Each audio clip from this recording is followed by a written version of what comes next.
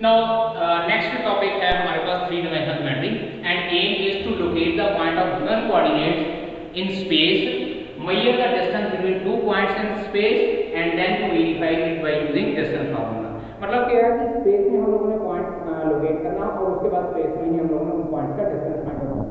Now the concept used for this is first one is you must know the concept of three dimensional geometry, what do you mean by three dimensional geometry, and secondly of distance formula कि अगर दो point के बीच में हम लोगों ने distance find out करना तो किस तरह से फाइंड किया जाए। फॉर दिस पर्पस 4 पेन्स हम लोग लेते हैं डिफरेंट हाइट की, डिफरेंट लेंथ की। फर्स्ट पेन ये हमारी जो पेन है this is of 4 centimetre, second pen of 3 centimetre, then third pen 2.5 centimetre and the last pen is of 2 centimetre. Now for doing this activity इस तरह से हम लोगों ने ये चारों पेन्स हम लोगों ने ग्राफ पेपर के ऊपर पेस्ट करनी है। This is pain of height 4 centimetre, this was of 3 centimetre, this was of 2.5 centimetre and this was of 2 centimetre. Now अब अगर हम लोग ग्राफ के ऊपर इस तरह से पॉइंट्स प्लॉट करते हैं तो चेक कीजिए जो ये पॉइंट है टू डायमेंशनल ज्योमेट्री के अकॉर्डिंगली उसके कोऑर्डिनेट -2, 2 थे, बी के कोऑर्डिनेट -2, -3, सी के कोऑर्डिनेट 3, -5 एंड डी के कोऑर्डिनेट 4, 1 हैं। लेकिन अब अगर हम लोग इन पिन्स के टॉप के ऊपर कोऑर्डिनेट्स फाइंड आउट करना चाहें तो चेक कीजिए ये जो टॉप है ये हमारे पास स्पेस में है और यहाँ पे भी टॉप सारे स्पेस में है। तो इसका मतलब जो ये टॉप इसका है वो हमारे पास थ्री डायमेंशनल ज्योमेट्री के अकॉर्डिंगली पॉइंट ए जो है इसका कोऑर्डिनेट हो जाएगा -2, 2, 4 क्योंकि इस पिन की लेंथ जो है वो 4 सेंटीमीटर थी। अब दूसरी पिन जिसकी लेंथ 3 सेंटीमीटर थी तो बी के कोऑर्डिनेट्स हमारे पास हो जाते हैं -2, -3 एंड 3। सिमिलरली सी के कोऑर्डिनेट्स 3, -5 एंड 2.5 हो जाएंगे एंड देन डी के कोऑर्डिनेट्स हमारे पास हो जाते हैं 4, 1, 2 सेंटीमीटर।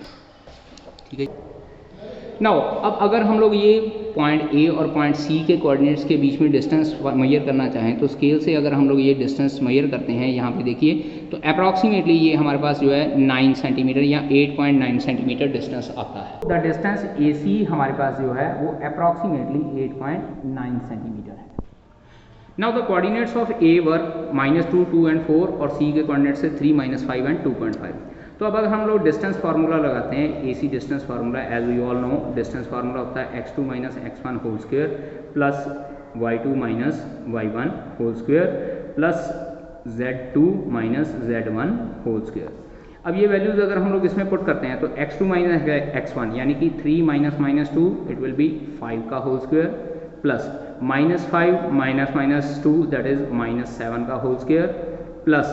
2.5 - 4 का होल स्क्वायर। तो ये हमारे पास कितना आता है this is 25, this is 49 and this is 1.5 का स्क्वायर -1.5 का square under root and it comes out to be 25 plus 49 और 1.5 का स्क्वायर होता है हमारे पास 2.25 और जब हम लोग इस